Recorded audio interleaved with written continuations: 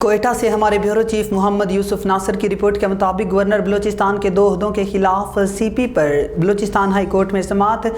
Senior advocate Malik समंदर खान कासी ने हाई कोर्ट में गवर्नर बलूचिस्तान शेख जाफर खान के 2 ओहदों पर सीपी लगाई थी। आज हाई कोर्ट में चीफ जस्टिस कामरान खान मुल्लाखेल के अदालत में 2 रुकनी बेंच जस्टिस कामरान खान मुल्लाखेल और जस्टिस नजमुद्दीन मेंगल ने कहा। केस की समाअत के बाद सीनियर एडवोकेट मलिक समंदर खान कासी ने क्या कहा, आइए सुनिए।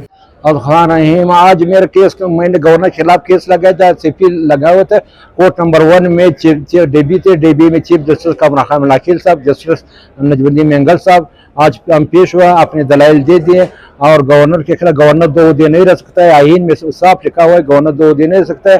और गवर्नर जो कोई भी तैनात है वो कौमी असम्बली के मेंबर है, सूबाई असम्बली के मेंबर, वो रिजाइन कर देता है, फिर गवर्नर लग जाता है। बदकिस्मती से हमारा गवर्नर साहब मुस्लिम लीग नून का सदर भी है, मुस्लिम लीग सूबाई सदर भी है और गवर्नर भी है, और इख्तियारात सब जो है वो मुस्लिम लीग सूबाई सदर के इस्तेमाल कर रहा है, उसके आड़ में गवर्नर के इख्तियारात इस्तेमाल कर रहा है। और फंड जो है तरक्याती फंड वो खाली जोब तक महदूद किया है, हालांकि मुस्तकिल है, अरनाई है, जोब है, तुरबत है, सब इलाकों के गवर्नर सबको फंड देना चाहिए। अभी दलाइल के बाद अगला पेशी फिर तारीख बाद भी है। आइन में साफ क्लियर लिखा हुआ है कि आइन में 2 दे नहीं सकते और नफाबख्श नहीं रखता है। जब ये सूबाई सदर है, इसे मालूम है कि नफाबख्श ये तरक्याती फंड किधर से आ गया। ये डायरेक्टर अपॉइंट किया है, कोऑर्डिनेटर रवि के खिलाफ ये भी है कि इसने पैसे लिए हुए हैं, ये 2 दे नहीं रख सकता है।